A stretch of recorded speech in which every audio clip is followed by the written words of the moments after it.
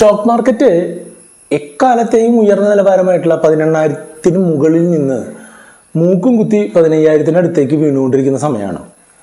2020-ലും 2021-ലും ഒക്കെ സ്റ്റോക്ക് മാർക്കറ്റിലേക്ക് വന്നിട്ടുള്ള ആളുകൾക്ക് ഇതൊരു പുതിയ അനുഭവമായിരിക്കും. അവരുടെ പല സ്റ്റോക്കുകളും 50-60% നഷ്ടത്തിലാണ്. പോർട്ട്ഫോളിയോ കടും ചുവപ്പായിട്ട് മാറിക്കൊണ്ടിരിക്കുകയാണ്.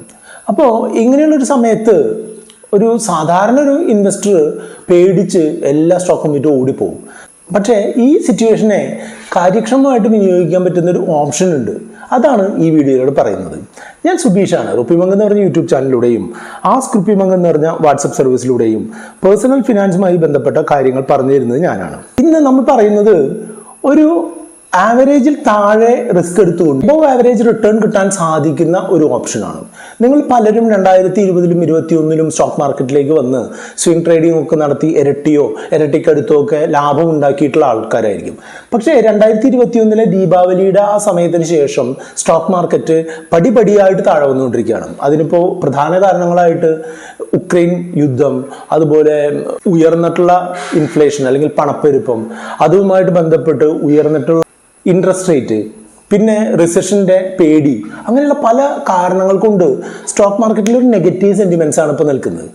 എൻ്റെ ഒരു അഭിപ്രായത്തിൽ നിങ്ങൾക്ക് ഒരു 3 മുതൽ 5 വർഷം വരെയൊക്കെ മിനിമം നിങ്ങൾക്ക് ഒരു സഹനശേഷി ഉണ്ട് എന്നുണ്ടെങ്കിൽ, നിങ്ങളുടെ കയ്യിൽ അഡീഷണൽ ആയിട്ട് പൈസ ഇടാനും ഉണ്ട് എന്നുണ്ടെങ്കിൽ, ഇപ്പോൾ നിങ്ങളുടെ കയ്യിലുള്ള ഫണ്ടമെന്റലി സ്ട്രോങ് ആയിട്ടുള്ള സ്റ്റോക്കുകളിൽ കൂടിയ അളവിൽ നിങ്ങൾ വാങ്ങുന്നത് നന്നായിരിക്കും എന്നാണ്. ഇനി നിങ്ങളുടെ കയ്യിൽ പൈസ ഇല്ല എന്നുണ്ടെങ്കിൽ നിങ്ങൾ അത് വിൽക്കാതെ, നിങ്ങൾക്ക് ആ പൈസ കൊണ്ട് അത്യാവശ്യമൊന്നും ഇല്ല എന്നുണ്ടെങ്കിൽ ആ പൈസ അല്ലെങ്കിൽ ആ സ്റ്റോക്കുകൾ വിൽക്കാതെ അത് അതേപടി തന്നെ കീപ്പ് ചെയ്യുന്നതും ആയിരിക്കും ബുദ്ധിപരമായിട്ടുള്ള നീക്കം. അല്ലാതെ ഇപ്പോൾ നിങ്ങൾ വിറ്റുപോയി കഴിഞ്ഞാൽ നിങ്ങളുടെ കയ്യിൽ നിങ്ങൾ ഇൻവെസ്റ്റ് ചെയ്തിട്ടുള്ള 10 ലക്ഷം രൂപ ഇപ്പോൾ ഓൾറെഡി 7 ലക്ഷം രൂപയോ 6 ലക്ഷം രൂപയോ ഒക്കെ ആയിട്ട് താഴ്ന്നിട്ടുണ്ടാവും. സ്വാഭാവികമാണ്. ഇപ്പം എൻ്റെ പോർട്ട്ഫോളിയോയിൽ നെഗറ്റീവിലൊക്കെ തന്നെയാണ്. പക്ഷേ ഇപ്പോൾ ഞാൻ നേരത്തെ പറഞ്ഞ പോലെ നിങ്ങൾക്ക് നല്ല സ്റ്റോക്കുകൾ എന്ന് തോന്നുന്ന അല്ലെങ്കിൽ നല്ല ഇൻസ്ട്രുമെന്റുകൾ എന്ന് തോന്നുന്ന കാര്യങ്ങളിൽ അഡീഷണൽ ആയിട്ട് ഇൻവെസ്റ്റ്മെന്റ് നടത്തുകയോ അല്ലെങ്കിൽ ഒന്നും ചെയ്യാതിരിക്കുകയോ ചെയ്യുക എന്നുള്ളതാണ് ഏറ്റവും നല്ല ഓപ്ഷൻ. ഇനി നിങ്ങൾക്ക് കൂടുതലായിട്ട് ഇൻവെസ്റ്റ്മെന്റ് നടത്താൻ താല്പര്യമുണ്ട്, ഇതിൽ സ്റ്റോക്കുകളിൽ ഇനിയും റിസ്ക് എടുക്കാൻ വയ്യ എന്നുണ്ടെങ്കിൽ വളരെ നല്ലൊരു ഓപ്ഷനാണ് സ്മോൾ കേസുകളിൽ ഇന്ന് പറയാൻ പോകുന്ന സ്മോൾ കേസ് തരുന്നത്.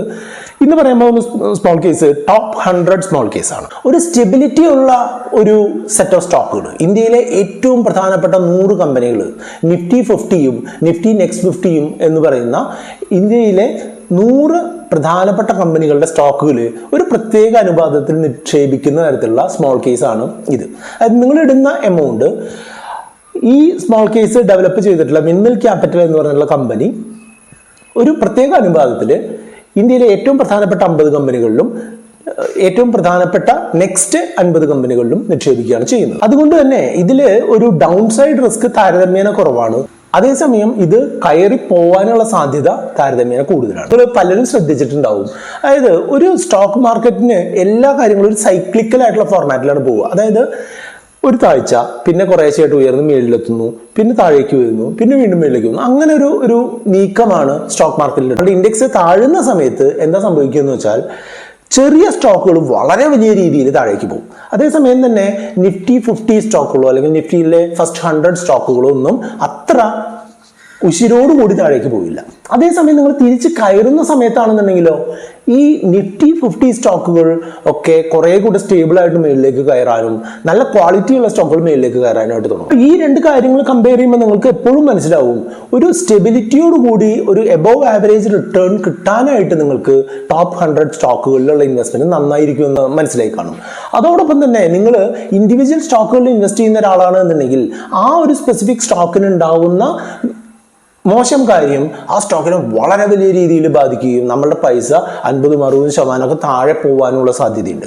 ഇങ്ങനെ നമ്മൾ ഡൈവേഴ്സിഫൈ ചെയ്ത ഒരു 100 സ്റ്റോക്കുകളിലേക്ക് നമ്മളുടെ ഇൻവെസ്റ്റ്മെന്റിനെ ഡൈവേഴ്സിഫൈ ചെയ്യുന്ന സമയത്ത് എങ്ങനെയാണ് സംഭവിക്കുന്നതെന്ന് വെച്ചാൽ നമ്മൾക്ക് സ്വാഭാവികമായിട്ടും ഒരു എബോവ് ആവറേജ് റിട്ടേൺ കിട്ടാനുള്ള സാധ്യത ഉണ്ട് എന്നുള്ളതാണ്. അതേസമയം തന്നെ റിസ്ക് താരതമ്യേന കുറയുകയും ചെയ്യുന്നു എന്നുള്ളത്. ഇവിടെ കാണുന്ന പോലെ സ്മോൾ കേസിന്റെ ആപ്ലിക്കേഷൻ ഓപ്പൺ ചെയ്ത് ടോപ്പ് 100 എന്ന് പറഞ്ഞ് സെർച്ച് ചെയ്ത് കഴിഞ്ഞിട്ടുണ്ടെന്നുണ്ടെങ്കിൽ നിങ്ങൾക്ക് ഈ സ്മോൾ കേസ് കാണാനായിട്ട് സാധിക്കും. ഈ സ്മോൾ കേസിൽ നിങ്ങൾ ഇൻവെസ്റ്റ് ചെയ്യുന്ന സമയത്ത് നിങ്ങൾക്ക് പ്രധാനമായിട്ടും 2 എക്സ്ചേഞ്ച് ട്രേഡഡ് ഫണ്ടുകളിലാണ് നിക്ഷേപിക്കപ്പെടുന്നത്. ജൂനിയർ ബീസ് എന്ന് പറഞ്ഞ എക്സ്ചേഞ്ച് ട്രേഡഡ് ഫണ്ടും നിഫ്റ്റി ബീസ് എന്ന് പറഞ്ഞ എക്സ്ചേഞ്ച് ട്രേഡഡ് ഫണ്ടും. ഇപ്പോൾ നിഫ്റ്റി ബീസ് എന്ന് പറഞ്ഞ എക്സ്ചേഞ്ച് ട്രേഡഡ് ഫണ്ട് എന്ന് പറഞ്ഞിട്ടുണ്ടെങ്കിൽ ഇന്ത്യയിലെ ടോപ്പ് ആയിട്ടുള്ള 50 കമ്പനികളിലേക്കാണ് അതിന്റെ നിക്ഷേപം പോകുന്നത്. അതേസമയം തന്നെ ജൂനിയർ ബീസ് എന്ന് പറഞ്ഞിട്ടുണ്ടെങ്കിൽ നെക്സ്റ്റ് 50 കമ്പനികളിലേക്കാണ് അതിന്റെ നിക്ഷേപം പോകുന്നത്. ലാർജ് ക്യാപ് സ്റ്റോക്കുകളിലെ നിക്ഷേപത്തിൽ നിന്ന് കിട്ടുന്ന ആവറേജ് റിട്ടേണിനേക്കാൾ ഒരു സ്ലൈറ്റ്ലി എബോവ് ആയിട്ടുള്ള ഒരു റിട്ടേണും അല്ലെങ്കിൽ ഏകദേശം അതേപോലുള്ള റിട്ടേൺ കൺസിസ്റ്റന്റ് ആയിട്ട് കൊടുത്തുകൊണ്ടിരിക്കുന്നുണ്ട് എന്നുള്ളത് വളരെ നല്ലൊരു കാര്യമായിട്ടാണ് ഞാൻ കാണുന്നത്. പ്രൊവൈഡ് ചെയ്യുന്നത് വിൻമിൽ ക്യാപിറ്റൽ എന്ന് പറഞ്ഞിട്ടുള്ള കമ്പനിയാണ്.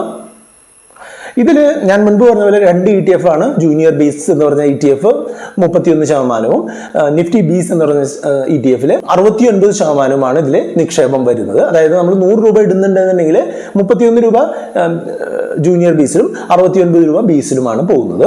സ്മോൾ കേസുകൾ ഇൻവെസ്റ്റ് ചെയ്യുമ്പോൾ ഗുണം എന്താണെന്ന് വെച്ചാൽ നമ്മൾ ഈ സ്മോൾ കേസ് വഴിയാണ് ഇൻവെസ്റ്റ് ചെയ്യുന്നതെന്നുണ്ടെങ്കിലും നമുക്ക് ആക്ച്വലി ലഭിക്കുന്ന സ്റ്റോക്കുകളും ETF സ്വന്തം ഡിമാറ്റ് അക്കൗണ്ടിലും ട്രേഡിംഗ് അക്കൗണ്ടിലുമാണ് ഓപ്പൺ ചെയ്യുന്നത്. ഇന്ത്യയിലെ പ്രധാനപ്പെട്ട 10ഓളം ബ്രോക്കിംഗ് ഹൗസുകളുമായിട്ട് ഇവർക്ക് ഓട്ടോമാറ്റിക് ഇന്റഗ്രേഷൻ ഉണ്ട്. ഏറ്റവും പ്രധാനപ്പെട്ട ബ്രോക്കറായിട്ടുള്ള സെറോദയാണ് ഞാൻ ഉപയോഗിക്കുന്നത്. ഞാൻ ഈ സ്മോൾ കേസ് വാങ്ങുമ്പോൾ എന്താ സംഭവിക്കുന്നത് വെച്ചാൽ എൻ്റെ സ്വന്തം ഡിമാറ്റ് അക്കൗണ്ടിൽ അത് റിഫ്ലക്റ്റ് ആവുകയാണ് ചെയ്യുക. അതേസമയം തന്നെ എൻ്റെ ട്രേഡിംഗ് അക്കൗണ്ടിൽ പൈസ ഡിഡക്റ്റ് ചെയ്തുകൊണ്ട് എൻ്റെ ഡിമാറ്റ് അക്കൗണ്ടിൽ സ്റ്റോക്കുകൾ ക്രെഡിറ്റ് ആവുകയാണ് ചെയ്യുക. സമ്മറൈസ് ചെയ്ത് പറയുകയാണെന്നുണ്ടെങ്കിൽ നിങ്ങൾക്ക് ഈ താഴ്ന്ന മാർക്കറ്റ് കണ്ടീഷനിൽ മികച്ച ഡൗൺ സൈഡ് പ്രൊട്ടക്ഷനോട് കൂടി ഒരു ഉയർന്ന നേട്ടം ഒരു മീഡിയം ടു ലോങ് ടേമിൽ നേടാൻ താല്പര്യമുണ്ട് എന്നുണ്ടെങ്കിൽ നിങ്ങൾക്ക് ടോപ്പ് 100 എന്ന് പറയുന്ന സ്മോൾ കേസ് കൺസിഡർ ചെയ്യാം. എൻ്റെ ഒരു അഭിപ്രായത്തിൽ മറ്റുള്ള ഇൻഡിവിജ്വൽ സ്റ്റോക്കുകളിലേക്ക് നിക്ഷേപിക്കുന്നതിനേക്കാൾ നല്ലത് ആകുക ഇത്തരം നിക്ഷേപങ്ങളായിരിക്കും ഈ സമയത്ത് എന്നുള്ളതാണ്. അതേസമയം തന്നെ മാർക്കറ്റ് ഒരു അത്യാവശ്യം നല്ല ഒരു മൂവ്മെന്റ് ഉള്ള സമയത്ത് നല്ല മൊമെന്റ് ഉള്ള സ്റ്റോക്കുകളിൽ നിക്ഷേപിക്കുന്നതൊന്നും കുഴപ്പമില്ല. പക്ഷേ ഈ ഒരു ഡിഫിക്കൽട്ട് ടൈമിൽ ഈ സ്റ്റേബിൾ ആയിട്ടുള്ള ETF ഉള്ള ഈ ടോപ്പ് 100 എന്ന് പറഞ്ഞിട്ടുള്ള സ്മോൾ കേസിൽ ഇൻവെസ്റ്റ് ചെയ്യാനായിട്ട് ഈ വീഡിയോയുടെ ഡിസ്ക്രിപ്ഷനിലുള്ള ലിങ്ക് നിങ്ങൾക്ക് ഉപയോഗിക്കാം. ഇതിനെപ്പറ്റി എന്തെങ്കിലും സംശയങ്ങൾ ഉണ്ടെന്നുണ്ടെങ്കിൽ നിങ്ങൾക്ക് വീഡിയോയ്ക്ക് കമന്റ് ആയിട്ട് രേഖപ്പെടുത്താം. കൂടുതൽ കാര്യങ്ങൾ അറിയുന്നതിനായിട്ട് 8848030018 എന്ന് പറഞ്ഞിട്ടുള്ള വാട്സപ്പ് നമ്പറിലേക്ക് കോൺടാക്ട് ചെയ്യുക. ലൈക്ക് ചെയ്യാനും കമന്റ് ചെയ്യാനും കൂട്ടുകാരുമായിട്ട് വീഡിയോ ഷെയർ ചെയ്യാനും മറക്കരുത്.